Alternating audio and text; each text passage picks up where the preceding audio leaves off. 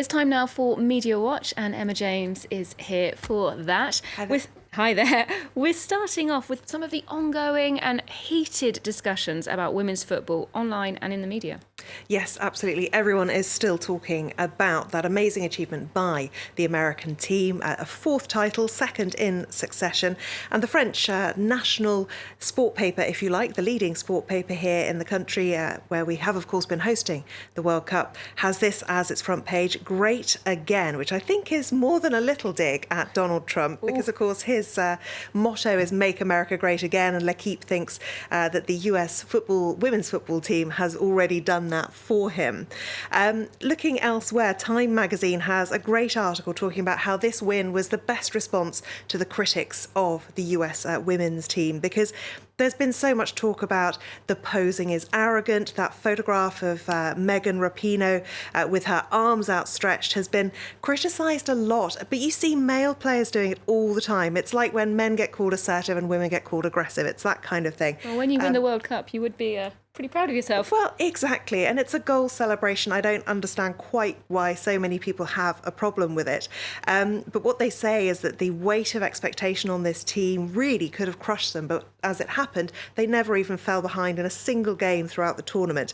And Megan Rapinoe hit back at her critics by doing the best thing she could. She took the title. She also won the Golden Ball and the Golden Boot trophies, the ones for the best player and the highest scorer. So an amazing feat by her.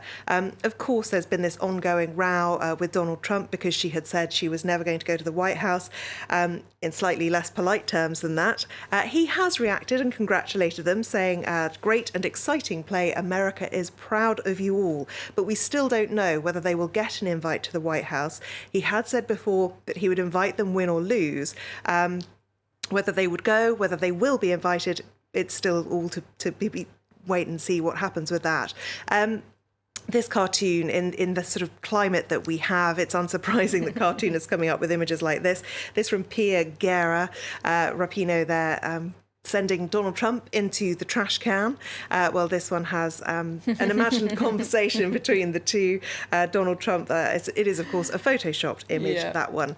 But the big controversy after last night's final was really all about the American flag. Megan Rapinoe here, seen with it on her shoulders. But a lot of, and this does come down to political divides, it would appear looking at the tweets, a lot of people felt that she and her other teammates disrespected the flag last night. Now, this woman, I should point out, is a Fox News commentator, so I think we can guess at her political leanings. 365,000 people have watched the video that she's posted here. Is this for real? Did she drag and drop the US flag? Because they're doing their celebrations at the end, and they do this coordinated wave, and before they do it, she drops the flag to the ground. A lot of people very, very unhappy about this. This person saying, I understand the excitement of the moment, but please never disrespect the flag by dropping it on the ground. And this person saying, you should be disturbed by this unpatriotic, narcissistic behaviour. Interesting that he chooses to single out Rapinoe as being neither a hero nor a role model, because she wasn't actually the one holding the flag.